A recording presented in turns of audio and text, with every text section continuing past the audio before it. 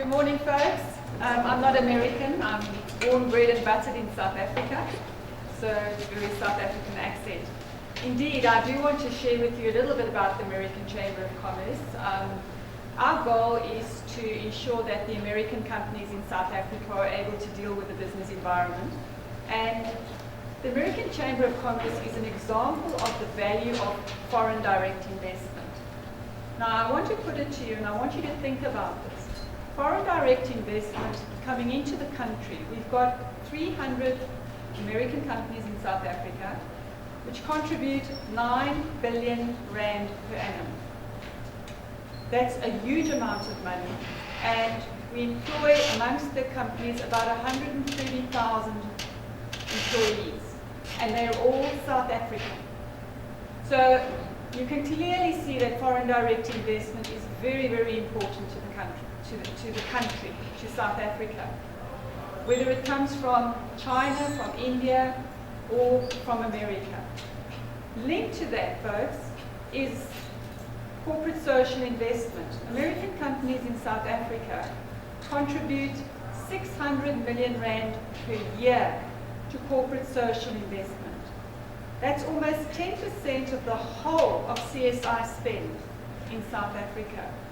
So the value of foreign direct investment, when you hear people in the newspapers, like our friend Julius Malema saying, we don't care about foreign direct investment, it's very, very important. If we can get more companies to come and open up in South Africa, we are going to benefit as South Africans. I work with the American companies, as Scott introduced me, 250 of them directly, but I'm still South African, and I'm very, very loyal to South Africa.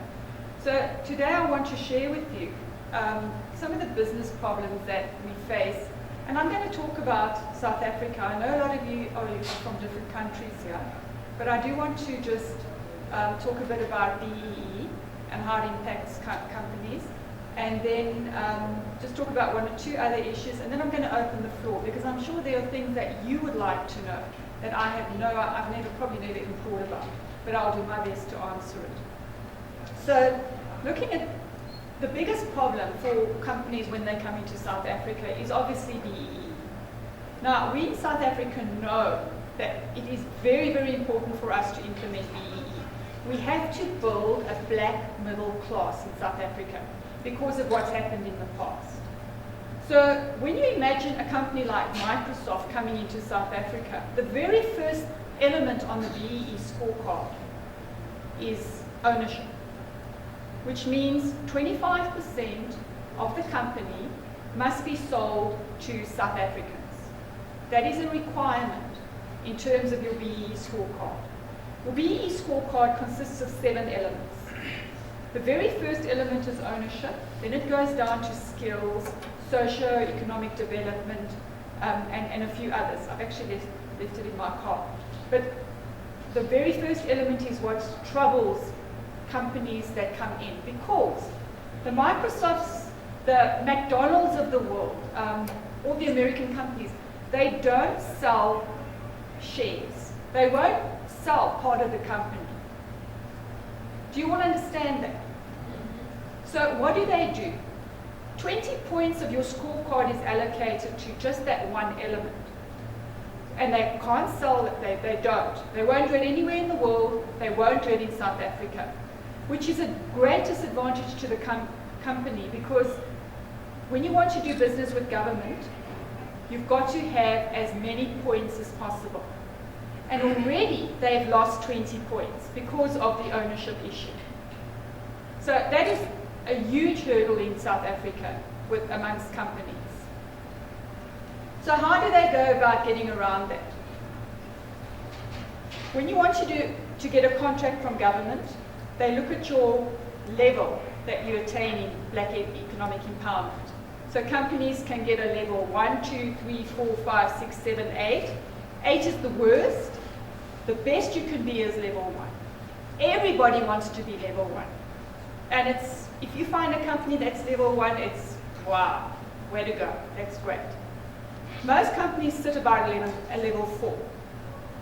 And level 4 is also given to companies that only earn about 500 million, up to 5 million per annum. So it's the smaller companies sit at level 4. So if you go to Eskom, for instance, and you want to win a contract to install lamps in a suburb, they look at your level. How many points have you got? So you can understand now companies from other countries that are not allowed to sell their ownership are at a great disadvantage. Is everybody still with me? So we went to government and we said to government, we need to bring more companies into South Africa. I mean, I've told you the benefits. We employ people, there's great corporate social investment, huge benefits. So government agreed with us. We introduced a thing called equity equivalence. Equity is shareholding, equivalence, it's equivalent to the shareholding. Now equity equivalence says that if you take 25% of the value of your company and you spend that on community development, it's the same as selling 25% of your company to a very rich man in South Africa. I think you'll all agree with me that all the companies have been sold to the same 6 names. Some people have become very rich, but it hasn't trickled down to the grassroots, to the communities. So we think this is a great scheme. We think this is the way to go. Companies have embraced it. For instance, Microsoft is now level 1. They went this route. Hewlett-Packard, HP, also went this route, and then we got stuck. Then government stopped going this route, and we're not sure why. We are really struggling. A lot of companies, IBM has lined itself up, it's ready to implement this, and it got stuck. We just cannot get government to sign on the dotted line, because it's a great, great program. If you're putting 600 million rand into a community in terms of excellence, if you look at Microsoft, they were great. What they did was they created a program. They took 6 primarily black companies, and their goal was to pay the salaries and the rent and all the working costs of the company. And the goal is to make them multinationals. Taking these small companies, they want to make them multinationals in 10 years. And they're doing it. So they took their first 6 last year. These 6 are on the road, and they're going to take their next 6. All right, so it's 6 per year. And that is the goal, and they're on track. What they're doing is these little companies are being taught how to innovate, how to create programs, and then Microsoft is going to help them market, distribute, etc. Now I think you will all agree with me that is a win-win. Everybody's winning. So ownership is the biggest problem with BEE, and then there are 6 other elements, which companies do anyway. It's not difficult. Employment equity. That's employing X amount of people who were prior to 1994.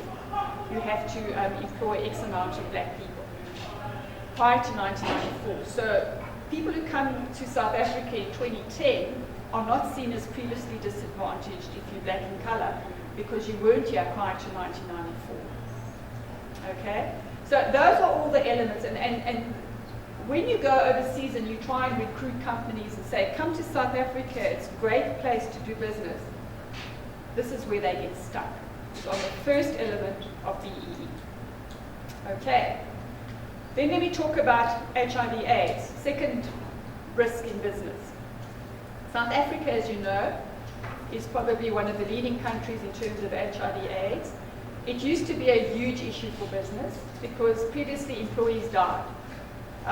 You had a person who was highly skilled and who eventually got ill and died because there weren't ARVs. Now we've got antiretrovirals.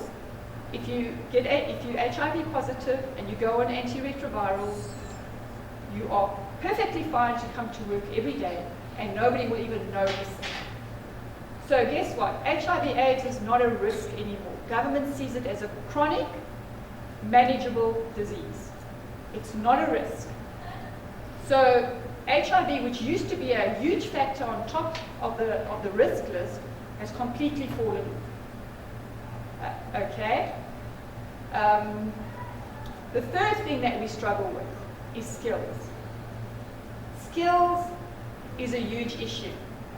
The problem that we have in South Africa is nobody has actually worked on a survey to identify what skills are needed.